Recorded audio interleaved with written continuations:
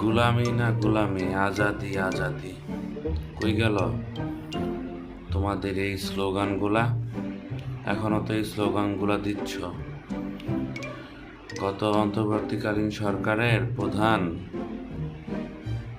আমেরিকার সাথে যে নন ডিসক্লোজার চুক্তি করলো, এই চুক্তির আওতায় এখন বর্তমান সরকারকে আমেরিকার থেকে পারমিশন নিতে হচ্ছে যে রাশিয়ার থেকে তেল কেনার জন্য।